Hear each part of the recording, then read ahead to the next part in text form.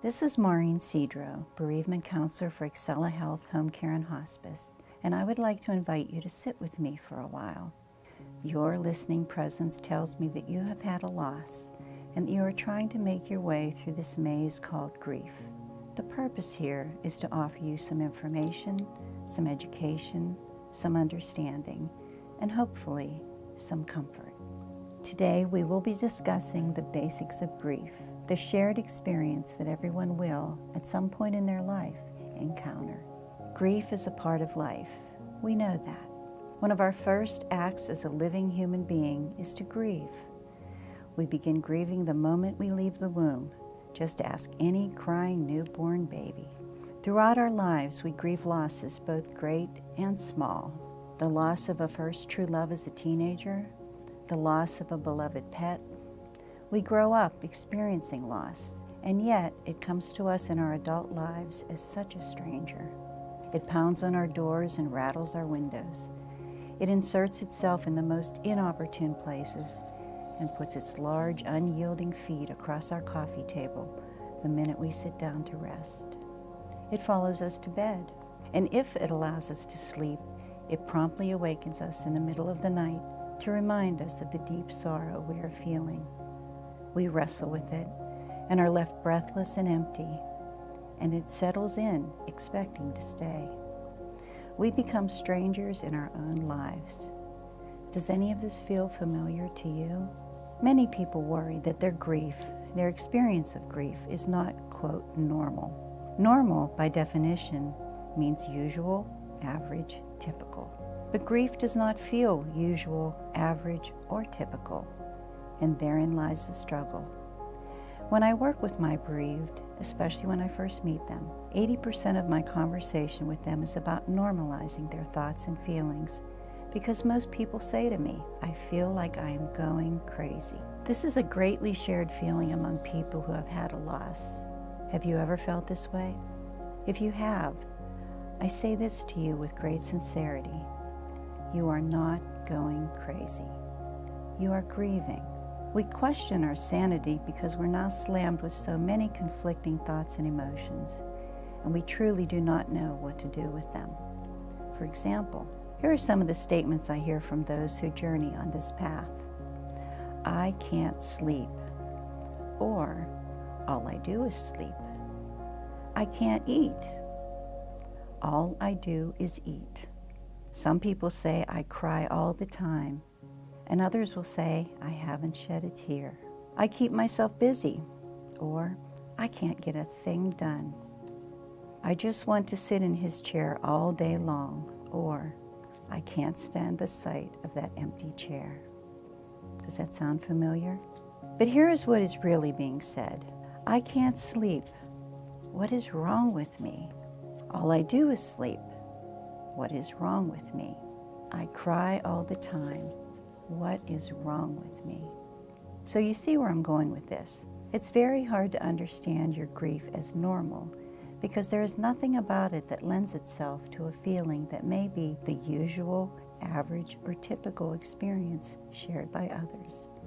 It just doesn't feel normal. Let me reassure you, even though the question is often, what is wrong with me? Because everything feels so very wrong, there is nothing wrong with you. You are experiencing thoughts and feelings that arise out of a great sorrow or a great sense of loss. Your experience is very right. Your grief is a very natural response to what feels like a very unnatural situation. Grief is the human response to change and loss. C.S. Lewis said this, grief is a spiral, but am I coming up or going down? The experience of grief is often compared to the ride on a roller coaster. The highs, the lows, the twists, the turns, and now, even more appropriately, we have roller coasters that hang you completely upside down. Is that not what this feels like? The analogies of both the roller coaster and the spiral emphasize how swiftly feelings can change, disappear as into the dark cave that the roller coaster runs through, and reemerge at any given moment unexpectedly. Anger one day, peace the next. One morning you wake up and say, okay, I'm going to be okay. I can do this. and 2 days later you can't get out of bed, don't want to get out of bed, don't see any purpose at all for getting out of bed. Our own expectations of how swiftly and easily we should move through grief are very high, as are the expectations of others on how we should move through our grief. How many times have you thought to yourself, I should be over it by now? Or how many times have you been told, you should be over it, move on? Grief is not a cold, so you don't get over it. Grief is a journey that you move through, sometimes on your own, and sometimes with the help of others. I want to share with you some wise words by Dr. Therese Rando, who wrote a book called Grieving: How to Go on Living When Someone You Love Dies. In this book, she shares what she calls appropriate expectations that you can have for yourself in your grief. And I'm going to share just a few today. The number one expectation is this: your grief will take longer than most people think, and that includes yourself. So when you find yourself looking at the days, weeks, or even months that have passed since your loss, don't judge yourself. Just understand that this is a journey of healing, and it will take time. The second expectation is this: your grief will take more energy than you would have ever imagined. My question to you is, do you find yourself drained at the end of the day when you feel as though you haven't really done anything? Grief is an energy zapper. You could literally sit in a chair all day long and still feel exhausted when you go to bed. And that is because all of your energy centers, your heart, your mind, your body, are constantly working to process this loss, to understand this loss, to accept this loss. You may spend the day replaying the events that led up to this loss, all of which depletes your energy. I'm going to share one more from Dr. Rando's list, and that is, you will have trouble thinking, for example, your memory, organization, and you will have trouble making decisions. And this brings us right back around to the feeling of going crazy. If you find that you can't read and remember a paragraph, or find that you put your car keys in a refrigerator, you are not alone, and you are not crazy. So remember, when you are questioning your sanity or feel a little frightened about your ability to remember things, you are not going crazy. You are grieving. In closing, I would like to share a beautiful poem by Jan Richardson. So just take a minute, take a breath, maybe even close your eyes. This is called Blessing for the Brokenhearted.